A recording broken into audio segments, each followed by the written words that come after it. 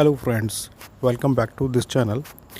जैसा कि पिछली वीडियो में हमने शेयर मार्केट के बारे में छोटी सी जानकारी ली थी, हम इस वीडियो में शेयर मार्केट के से रिलेटेड आगे की इन्फॉर्मेशन लेते हैं।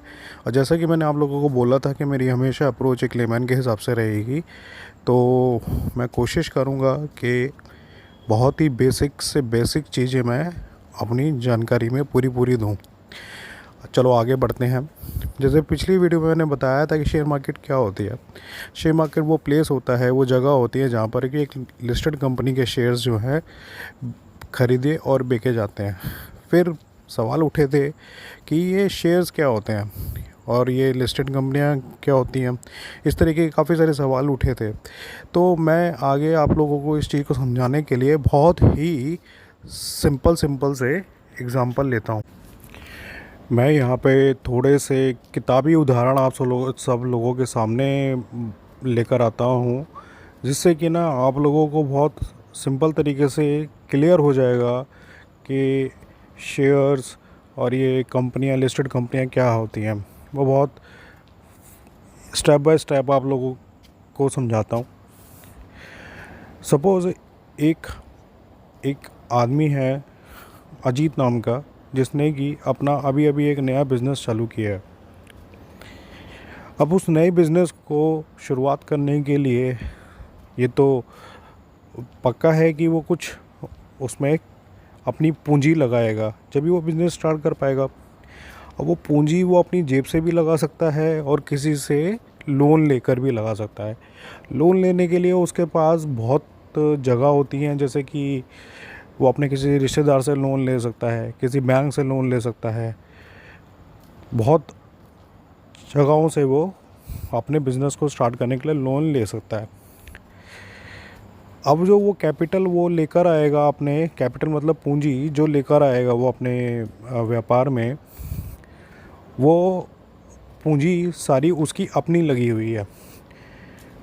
कहने का मतलब ये है कि उस व्यापार से जो भी प्रॉफिट और लॉस वो कमाएगा, जो भी वो लाभ या हानि उसको मिले होगी उस बिज़नेस से, वो सारी उसी की होगी, क्योंकि सारी पूंजी उसी की लगी हुई है। अब इसी उदाहरण को हम दूसरे तरीके से बताता हूँ। सपोज़ अब अजीत ने उसका एक फ्रेंड है मंजीत, उसको भी अपने बिज़नेस में शामिल कर लिया। और उसने मंजीत को ये बोला कि भाई हम दोनों मिलके ये बिज़नेस स्टार्ट करते हैं और 50-50 कर लेंगे।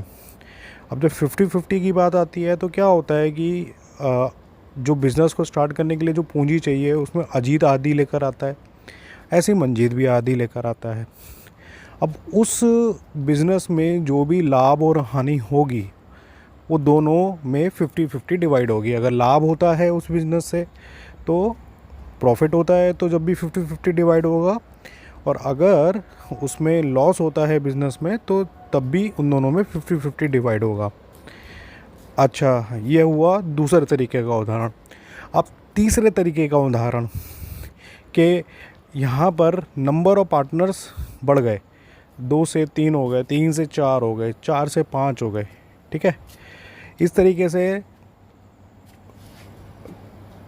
काफ़ी सारे पार्टनर्स उस बिज़नेस में हो सकते हैं। तो हम बड़े सरल शब्दों में पार्टनरशिप का नाम देते हैं, ये तो हम लोग जानते ही हैं। लेकिन यहाँ पर पार्टनरशिप जैसे बिज़नेस में ज़्यादातर ऐसा होता है कि वही लोग पार्टनर्स बनते हैं या एक दूसरे को पार्टनर बनाते हैं जो कि उस बिज़नेस की जानकारी रखते हैं, और उन लोगों का काफ़ी हद तक हर किसी मेंबर का उस बिज़नेस में इन्वॉल्वमेंट भी होता है, उसके बिज़नेस की एक्टिविटीज़ में। पर बिज़नेस को एक्सपेंड करने के लिए और बढ़ाने के लिए जो पार्टनर्स उस बिज़नेस में लगे होते हैं, क्योंकि उन लोगों के पास भी एक सीमित पूंजी होती है जो कि वो लगा सकते हैं, तो वो लगा लेते हैं उस बिज़नेस के अंदर। और सीमित ही पूंजी लोन के तौर पे ली जा सकती है, तो इसलिए जो लोन की सीमित पूंजी मिल सकती है बिज़नेस को, वो लोग बैंक से जहाँ से भी वो ले सकते हैं, जहाँ से भी इनको लोन मिल सकता है वो ले लेते हैं।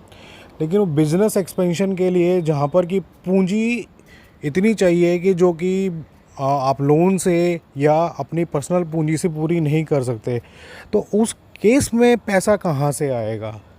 तो उस केस में वो लोग क्या करते हैं कि वो एक जनरल ऑफ़र डालते हैं मार्केट में कि जो भी लोग, जो भी पब्लिक है, जो मतलब जनरल पब्लिक को बोलते हैं कि भाई जो भी अगर कोई इंटरेस्टेड है हमारे बिज़नेस में, हमारे साथ पूंजी लगाने में, तो वो अपनी पूंजी आकर उसमें लगा सकता है, और हम उस पूंजी में जितनी वो पूंजी लगाएंगे, उनका उससे जितना परसेंट वो पूंजी लगाएंगे, उतने परसेंट का जो मुनाफा होगा उस कंपनी से, वो हम उस मुनाफे को उस जो इन्वेस्टर है, जो कि जिसने की पूंजी लगाई है उनके बिज़नेस में, वो उस इन्वेस्टर को डिविडेंड, मतलब डिविडेंड इंटरेस्ट होता है, जो कि जो पूंजी वो इन्वेस्टर्स लगाते हैं इसमें बिज़नेस में, तो जो इंटरेस्ट उस पर मिलता है उसको डिविडेंड कहते हैं वो लोग। तो डिविडेंड के तौर पे वो उसको सालाना उन इन्वेस्टर्स को वो देंगे। और उसके साथ साथ अब ये क्या होता है कि हमने देखा होगा शेयर मार्केट में कि शेयर्स के दाम घटते और बढ़ते रहते हैं। तो मतलब ये डिविडेंड अगर इंटरेस्ट है उन शेयर्स के ऊपर जो कि सालाना कंपनियां देती हैं इन्वेस्टर्स को, तो ये दाम घटने बढ़ने का क्या मतलब होता है, ये भी हम लोग आगे अपने जो डिस्कशन करेंगे उसमें मैं बताऊंगा।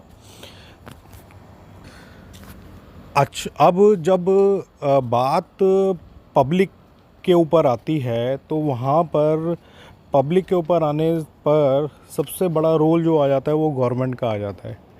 गवर्नमेंट सेफ गार्ड करना चाहती है पब्लिक के इंटरेस्ट को भी, कि कोई उनके साथ धोखाधड़ी ना करे और किसी तरीके की धोखाधड़ी पब्लिक के साथ ना हो, क्योंकि उसमें बहुत सारी पब्लिक ऐसी भी होती है जिन लोगों का पैसा बड़ा कीमती होता है, उन लोगों के लिए बड़ा लिमिटेड पैसा होता है, जो कि वो ऐसे बिजनेसेस में लगा देते हैं। और अगर कोई मतलब गलत तरीके के लोग अगर शामिल है उस बिज़नेस के अंदर, तो वो सारी पब्लिक की पूंजी ख़राब कर सकते हैं।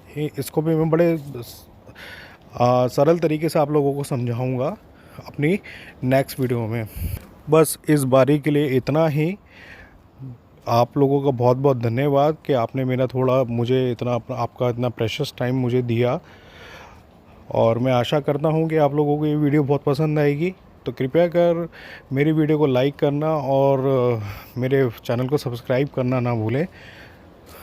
Thanks a lot, thank you very much. जय हिंद।